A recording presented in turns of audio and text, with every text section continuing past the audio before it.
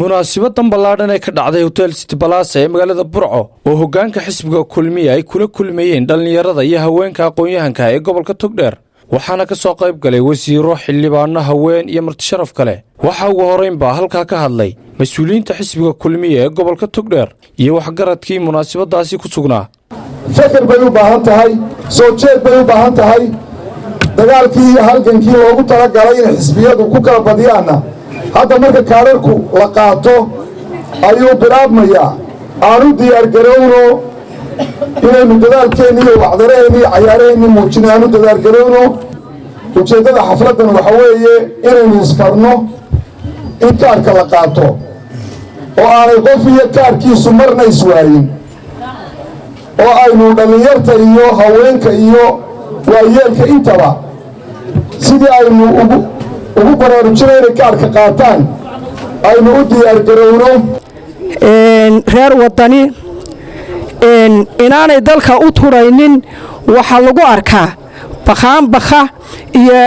waxa weeyaan calamada meesha cidlada ah lagu laalayo ee aanay waxba jirin ayaa markhaati madoon ah oo ay dadku arkayaan taa waxaan leeyahay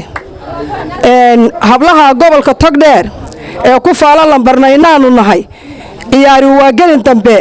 halkana waa gobolkii Togdheer kuwii guusha ka dhaliyayna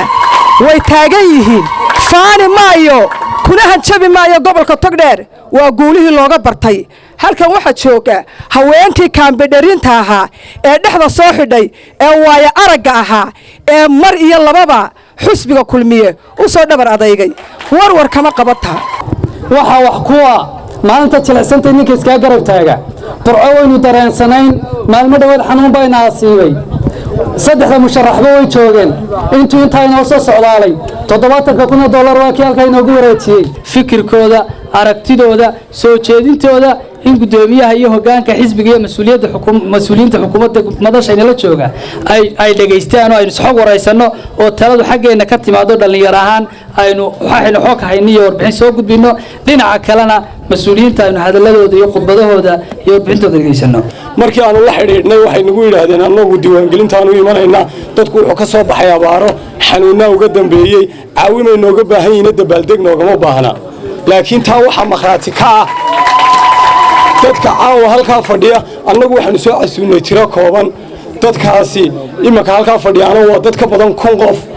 ma haddadaanu basas ku keenay ma haddadaanu si kale ugu yeedhnay waa dad rabitaankooda iyo isxog waraysiga waxaynu cadaynaynaa dadkan ba lama soo iibin reer Burco iyo reer Togdheer waa kuwa halkan fadhiya walaalayaal aynu ognahay Musabbix Cabdi iyo xisbiga kulmiye wuxuu uga turay soo dhaweynta abaaraynu ka soo baxnay shuwam iyo xanuunaha jireen kasta inaga yar yihiin xisbiga kulmiye wuxuu u turay xisbiga kulmiye iyo Musabbix Cabdi waxay u tureen xisbiga wadani haddaynu soo dhaweyn samayn lahayn wadani lama arkeen maanta waxaa gabagabadii halka ka hadlay wasiirka wasaaradda warfaafinta Ismaan Saxardiid Cadaani iyo wasiirka wasaaradda hawlaha guud iyo wadooyinka Cali Mareexaan iyo waliba gudoomiyaha xisbiga kulmiye ahna musharaxa xisbigaasi Musabbix Cabdi marka waa musharaxiin dalkana xaq bay ku leeyihiin madaxda dalkana way ka mid yihiin yaan lagu fogaanin yaan waxba laga sheegin tartan xalaal un baa inaga dhaxeeya tartanku macnihiisu ma aha muwaadin kale xaqiisa inaan meel kaga dhacayo hadday iyagu xaquuqdeena meel kaga dhacayaan inagu ku wadayeen meel kaga dhicin waa waxyaalaha dee aynu doorashada kaga helinaan filaya dhaqamada marka dadku qiimeeyo dalka u soo halgamay oo dhaawacmay